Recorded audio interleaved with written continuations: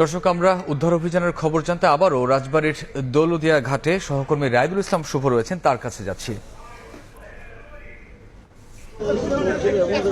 আমরা দেখতে পাচ্ছি যে এখানে কিন্তু আসলে অল্প কিছুক্ষণ আগে অর্থাৎ প্রায় 20 মিনিট আগে কিন্তু এসে পৌঁছেছেন নৌ পরিবহন মন্ত্রণালয়ের যারা সচিব আছেন, যিনি উন্নত কর্মকর্তারা, এবং যে বাসটি ডুবে যাওয়া বাসটির অংশ কিন্তু আমরা ইতিমধ্যেই দেখতে পেয়েছি। প্রথম দিকে কিন্তু আমরা দেখতে পেয়েছি যে সেই বাসটির অংশ, যে নাম্বার প্লেটটি কিন্তু ভেসে ওঠে, এবং এখন কিন্তু সেই বাসের নিচের দিকের অংশ কিন্তু দেখা যাচ্ছে। অর্থাৎ এই বাসটি কি তাদের আয়তন অনুযায়ী দূরত্বে নিয়ে গিয়ে তারপরে কিন্তু আসলে সেই বাসটি পুরোপুরিভাবে উপরের দিকে তোলা হবে।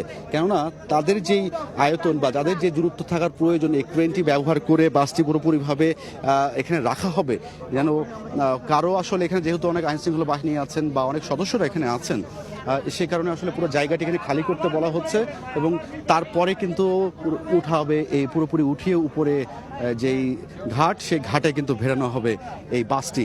এবং এখানে যিনি রাজবাড়ী 2 আসনের সংসদ সদস্য যিনি আছেন, তিনি উপজেলা পরিষদ নির্বাচনের চেয়ারম্যান, তিনি কিন্তু এখানে আছেন। এবং ঢাকা থেকে কিন্তু আমরা দেখেছি যে নৌ পরিবহন মন্ত্রণালয়ের যিনি সচিব, তিনি কিন্তু এখানে এসেছেন, প্রতিমন্ত্রী তিনিও কিন্তু এই ঘটনাস্থল পরিদর্শনে এসেছেন, এবং তারা কিন্তু এই সময়টি আসলে উদ্ধার কাজে কিন্তু পুরোপুরিভাবে আসলে দেখছেন যে কোনো ধরনের কোনো কমতি যেন না থাকে। আমরা আস্তে আস্তে সেই বাসটি, ডুবে যাওয়া বাসটি কিন্তু দৃশ্যমান হতে দেখছি। অনেকটা প্রায় 1/4 মধ্যে হচ্ছে, আমরা যদি বলি তা প্রায় 1 অংশ কিন্তু প্রায় ভেসে উপরের দিকে উঠে আসছে, এবং সেটি যেন সেই ঘাটে যেন আসলে পুরোপুরিভাবে আসলে উঠিয়ে ফেলতে পারে, সেইটির জন্য আসলে তারা তাদের নিয়ন্ত্রণ নিচ্ছেন। তারা আসলে তাদের যেমনটা দূরত্ব নেওয়া প্রয়োজন, সেই দূরত্ব নিয়ে কিন্তু আমরা একটি ব্যাগ দেখতে পাচ্ছি। অনেকেই আসলে ঈদ করতে বাড়ি এসেছিলেন, সেই বাড়িটি কিন্তু আসলে এসে ঈদের আনন্দ ভাগাভাগি পরিবারের সাথে শেষ করে আবারও কর্মস্থলে ফিরতে যাচ্ছিলেন ঢাকায়।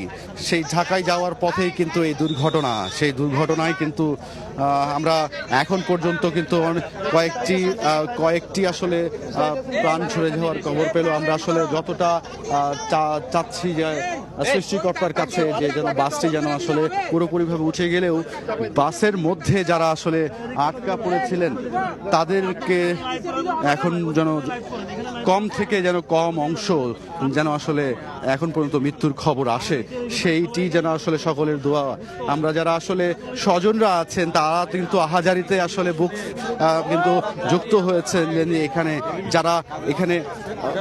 যাদের যাত্রীরা এখানে ছিলেন, যারা যাত্রী বাসে যাত্রা করছিলেন, সেই বাসে কিন্তু আসলে যাত্রীদের স্বজনরা কিন্তু ছুটে এসে তাদের মধ্যে তারা আসলে পরিবারের হারানোর যে বেদনা সেটি ফুটে উঠেছিল আসলে।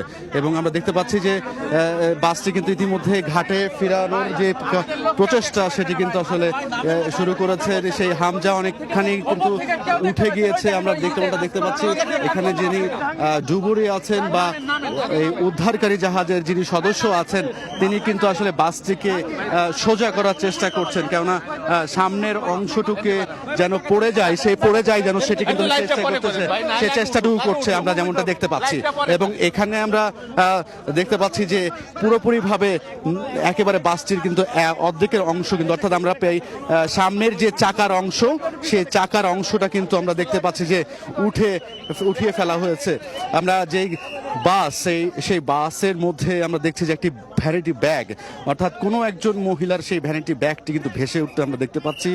বাসটির সেই যে দরজা দিয়ে প্রবেশ, সেই দরজাটি কিন্তু ভেঙে গিয়েছে, এবং এখন পর্যন্ত কারো কোনো দেহ আমরা দেখতে পাইনি।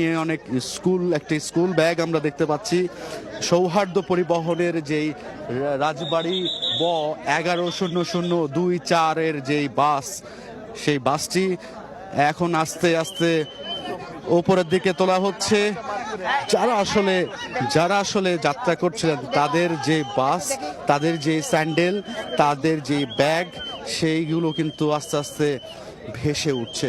আমরা আসলে এখানে যারা সাধারণ মানুষ, উৎসুক জনতা আছেন, যারা কাজ করছেন বিভিন্ন সংস্থা উদ্ধার কাজে, এবং যারা আসলে ঊর্ধ্বতন কর্মকর্তারা মন্ত্রণালয়ের সেই কর্মকর্তারাও কিন্তু আসলে অধীর আগ্রহে আসলে আছেন যে পুরোপুরিভাবে যেন সে বাসটি উদ্ধার করা যায়।